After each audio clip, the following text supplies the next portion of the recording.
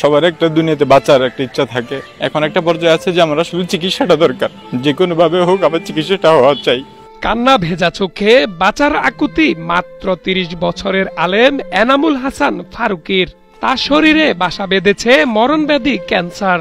তাও এ রোগ চলে গেছে চতুর্থ পর্যায়ে। চিকিৎসার অভাবে জীবন মৃত্যুর সন্ধিক্ষণে তিনি। জীবন প্রদীপ নিভে যেতে পারে যে কোনো সময়ে।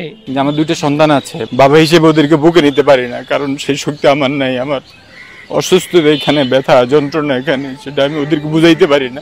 ফারুকী বাংলাদেশের বিভিন্ন হাসপাতাল ছাড়াও ভারতের সিএমসি হাসপাতালেও চিকিৎসা করিয়েছেন। চীনের গুয়াংজু মডার্ন হাসপাতালে কথা বলে জেনেছেন বাঁচার জন্য অপারেশন করতে খরচ পড়বে প্রায় ৮০ লাখ টাকা।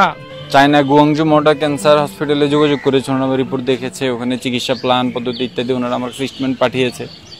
প্রায় ৪.৫ লক্ষ ইয়াং আরএমবি, চায়না টাকায়, বাংলা টাকায় যেটা প্রায় ৮০ লক্ষ টাকার মতো শুধু হসপিটাল খরচ। এর বাইরে ওখানে থাকা খাওয়া অন্যান্য এভরিথিং মিলে প্রায় কোটি টাকার মতো একটা অবস্থান।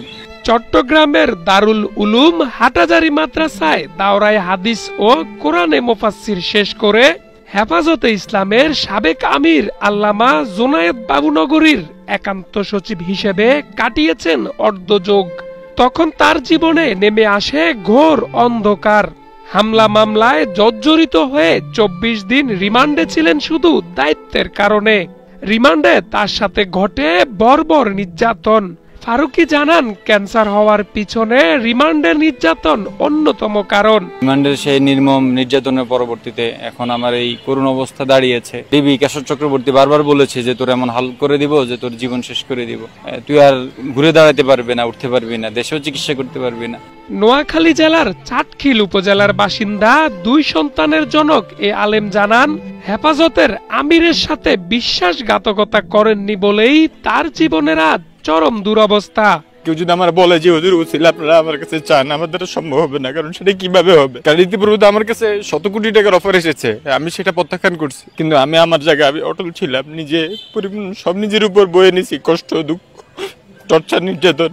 কিন্তু আমি একটা মুহূর্তের জন্য হুজুরের বিরুদ্ধে বলি নাই, দ্বীনের বিরুদ্ধে বলি। হেফাজতে ইসলামী তাদের সাধ্যমতো চেষ্টা করার পরেও সমাজের বিত্তবানরা তার চিকিৎসায় এগিয়ে আসলে দুরারোগ্য মরণব্যাধি ক্যান্সারের হাত থেকে হয়তোবা মুক্তি পাবে এনামুল হাসান ফারুকী, এমনটাই প্রত্যাশা সকলের।